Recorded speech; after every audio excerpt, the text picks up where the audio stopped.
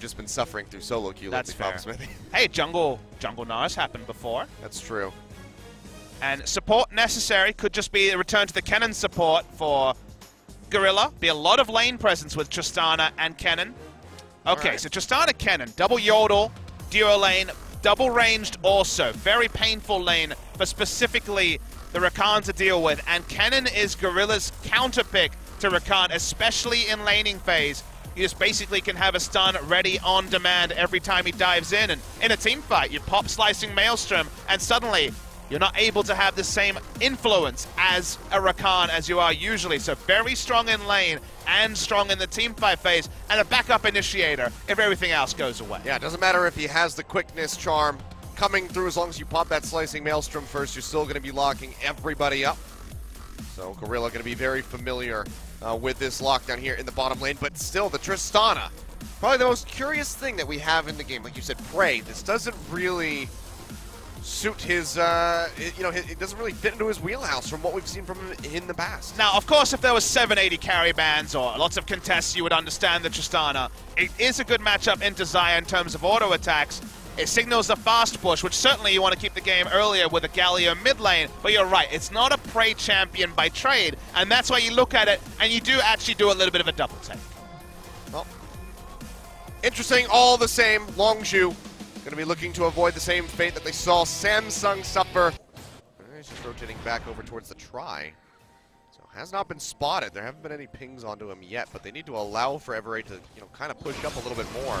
That's going to be the engage coming through. Heal thrown down as Gorilla will die first. Cocoon connects in onto Jewel, but can they follow up with anything? He flashes away to keep himself alive. And that's just going to be Everate finding first blood. Yeah, usually Gorilla can read those situations well, but was squishier than he realized. Walking up, try to bait. Faulkner one on the way. So still no Infernals for us today here, Papa Smithy. It is fun how Riot made with the RNG Drakes this kind of weather scenario where you're like, I've just not had a nice day in a while. No. I mean, it has been pretty infernal outside here in Korea, I guess you could say. It's been very hot as of late. But still rain. Yes. The wonders of the monsoon season.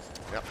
It's still nothing compared to China either. That was ridiculous. Oh, but that's going to be a massive engage from Ella. Slicing Maelstrom comes down, but Gorilla is able to flash away. Now the arrival is Prey. Jumps in, finds the first kill, getting rid of Jewel. Jumps over to the side. Double! The double! Can he get the triple? Explosive Cast comes down, but they're right on his heels. Khan will be able to scoop up that kill for himself, and now Septed, well, tries to get something. He flashes in, trying to finish off Cuz, but he goes down, and just like that, 4 kills.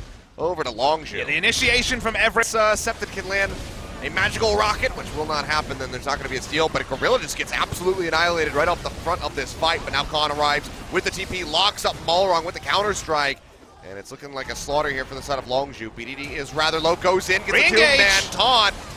Jewel goes up with the Featherstorm, trying to keep himself safe, but the Cocoon connects as soon as he comes back down, and Khan scoops up the kill. Now a double as he gets rid of Septed, and Prey chases down the Rakan, finishes him off, and it's just Keen running for the hills, but I don't think he's going to make it very far. At least has the slow up on the backswing. Jukes out on the Cocoon, so maybe he makes it out of here with his life, but that's about the best thing that ever have going for them right now.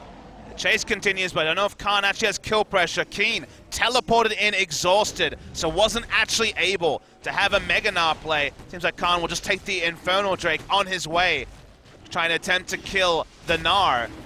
But Longzhu, target if he goes in for anything, but transformation comes through. Super creeps have to be the priority here, and that first Nexus Herd will go down.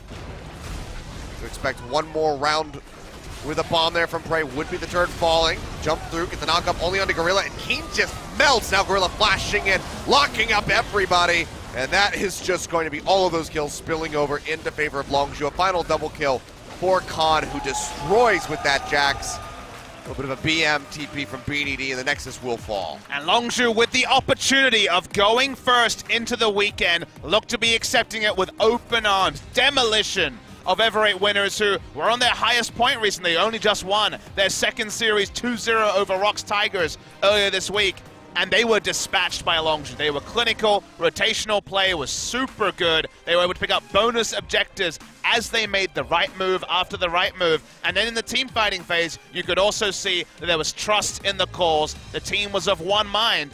And when you put all those factors together, you're just a top team. I mean, and this was the same thing that we were talking about just 2 days ago when they took down SKT. Those early movements that Longzhu had everybody on the same page allowed them to get those early leads and just shut out SK Telecom with that 2-0 victory.